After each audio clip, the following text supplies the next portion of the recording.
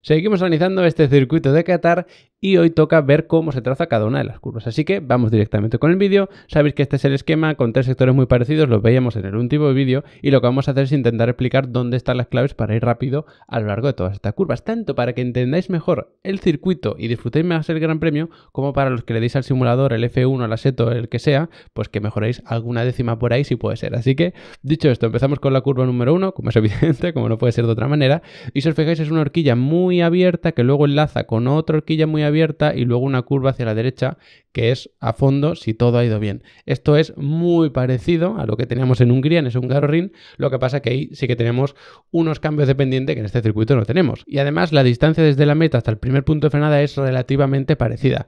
Ojo, porque hay una distancia importante en salida hasta la primera curva y por lo tanto va a ser importante salir bien, porque incluso en estos primeros metros se puede perder alguna posición. No es tanto como en Las Vegas, que las posiciones se perdían más en la primera curva si te pasabas de frenada, si no buscabas bien tu hueco, estas cosas. Aquí puedes perder o ganar posiciones en estos primeros metros y luego por supuesto también si trazas mejor la curva 1, la 2 y demás.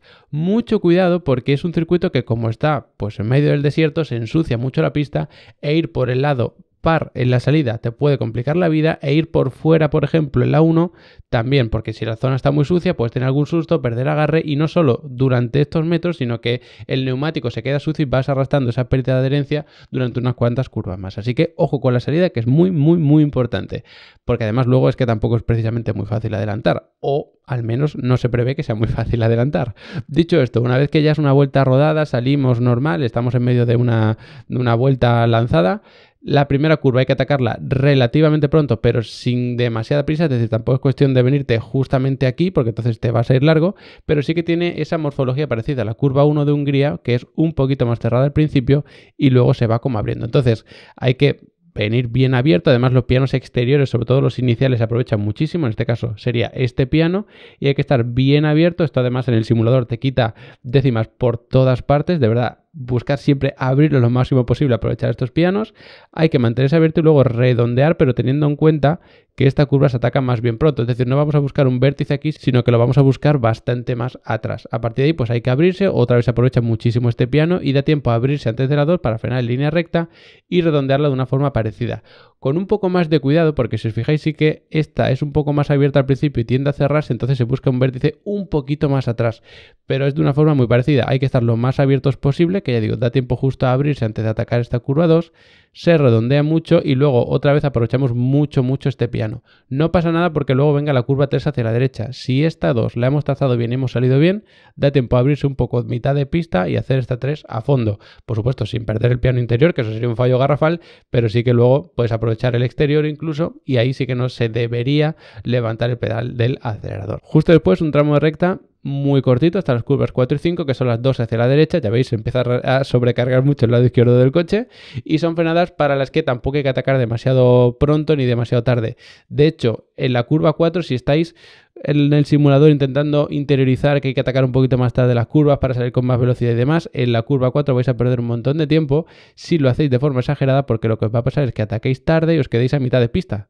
No, hay que estar muy abiertos después de la 4 y por eso se busca atacarla más bien neutro, porque encima es como que se aplana en la parte central. Entonces de esa forma salimos disparados hasta el piano exterior y ya estamos abiertos antes de la 5, que como veis es un poquito más cerrada. Por lo tanto, ahí hay que levantar, no se puede hacer esta curva 5 a fondo, pero también muy importante hacerla más bien neutro para salir disparados hasta este piano. No hace falta abrirse mucho la entrada para cerrarse al final y salir pegado a la derecha en este caso, porque aunque te comas este piano, que es lo que hay que hacer, te da tiempo a abrirte antes de la curva número 6 y aquí ya pues otra vez una curva muy cerrada. De hecho es la curva más cerrada del circuito, la única que podemos considerar de baja velocidad, y otra vez se hace redondeando y saliendo con mucha agresividad, aprovechando este piano, pero también incluso este, porque da tiempo después de la 5.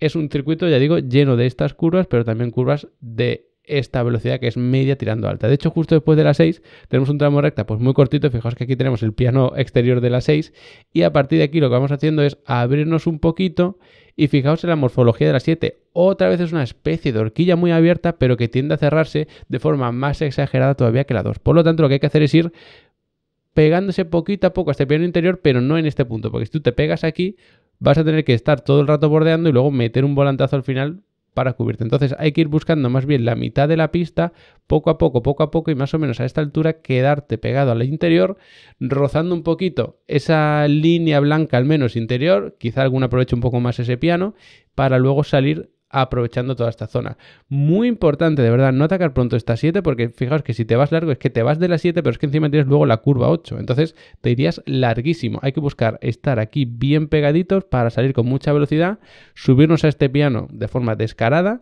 da tiempo a abrirse un poquito, subirnos en el asfalto para ir un poco más estable y luego otra vez aprovechar al máximo este piano de la 8 que sería como ya el final de esa curva para poder hacer esta 9 a fondo.